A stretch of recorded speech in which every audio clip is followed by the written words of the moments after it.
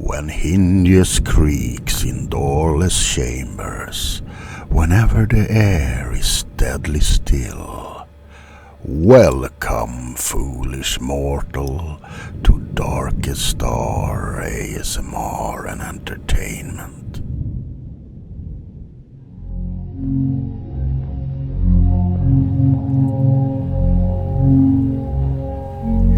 Boo-hoo. Oh, who am I? Just your friendly ghost. Who are you, and why are you in my house? Now, I have been having the fortunate destiny to be without people in this house for over 60 years. But now you come and pester my undead existence. Oh, you didn't know there was a ghost in the house when you bought it. How very unfortunate of you. But you see, I've been here for 200 years, and I have no intention of leaving. Oh, you're going to exorcise me. Let me see here. First they tried holy water. Then they actually tried to exorcise me.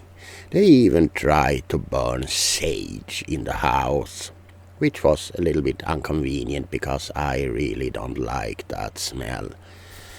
But as you can see, I am still here. And to be frank, unless you do something really violent in your life and stay here with me after you pass, you will go into the big light, but I will still be here in my house. Yes. Why I can't move on? Simply because I don't want to move on. And of course it's that little accident with my wife. Don't pretend like you hadn't had a feeling of wanting to snuff someone sometime. She was really bad at ironing my coats, shining my boots, cooking. As a matter of fact, taking her out of her misery was one of the kindest things I could have done for her. It was a dark, stormy night, and she had just given me undercooked potatoes, when all of a sudden it hit me. She will never be a good cook, will she? So I did all that any reasonable man would do and bashed her head in with an axe. Unfortunately, I slipped in her blood and broke my neck. And it seems that killing your spouse is not the best way to earn good fortune in the afterlife. So I'm stuck here with the likes of you.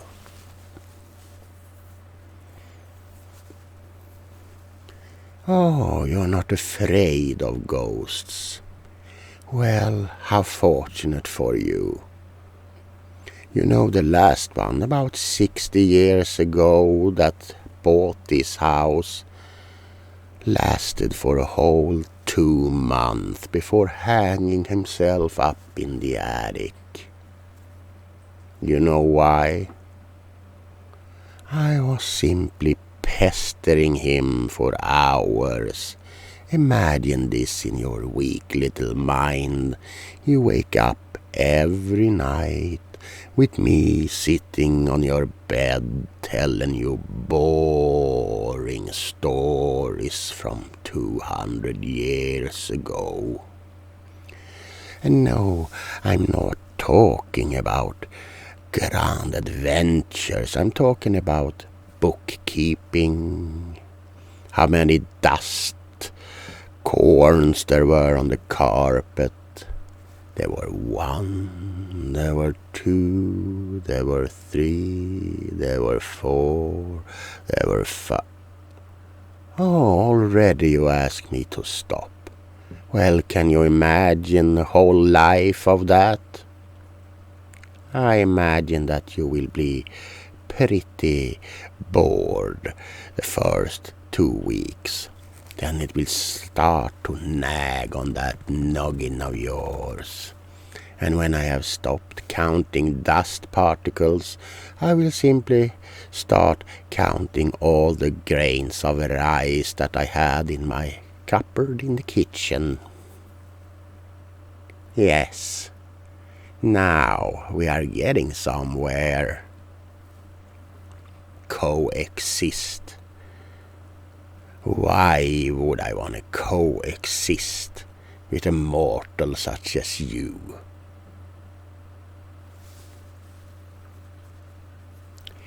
Yes, one could say I get bored. Why I get bored? Because the afterlife is a little bit of a boring situation.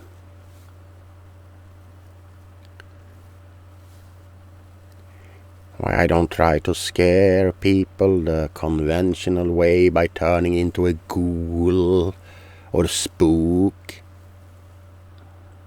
I don't know. Would that make you leave? If I suddenly tore off my face with all maggots, it wouldn't. You see? Oh, what I would give. Did you know that I was working in the theater when I was alive? Yes, I played such roles as Hamlet. If I would like to act again? Yes, to stand on the stage and deliver the undying lines. To be or not to be, that is the question. What do you mean you can make that happen?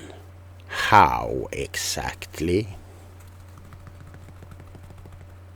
No, I suppose I didn't let you explain why you bought the house. I've been pretty, shall we say, upset with your presence. You're going to do what?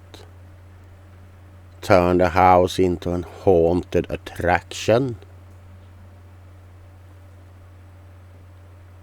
And you would like to hire me? Yes, I can see your point. A haunted house with a real ghost echoing through the halls at midnight. My voice scaring everyone from children to women to old persons and everything in between. When darkness falls across the land, midnight hour is close at hand. Creatures crawl in search of blood to terrorize your neighborhood. I can see that working. There's just one little problem. How will you pay me? There aren't any ghost money, you know. Yes, fame that I did not receive in life. What an excellent idea you have there. Yes. You know, maybe this wasn't such a bad thing after all. I've been dying to scare someone. Yes, you have a point. I shall go back to my moldy quarters in the cellar and think about your proposition. Tomorrow at 12 o'clock, when the owls hoot and the leaves fall off the yew tree, and the child cries blood for the souls of the undead, I shall return to your bedside and leave my definitive answer. It will probably be yes, I'm very bored. If I'm going to let you sleep now, yes, I suppose it would have been wonderful to count all those rice grains, of course, but I leave that for the visitors of your haunted house attraction.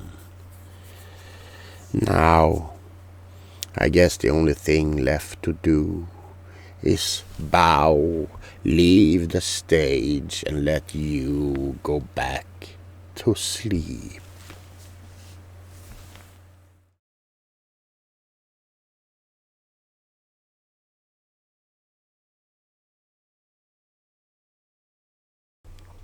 Come to me, don't be afraid. You will do as I say.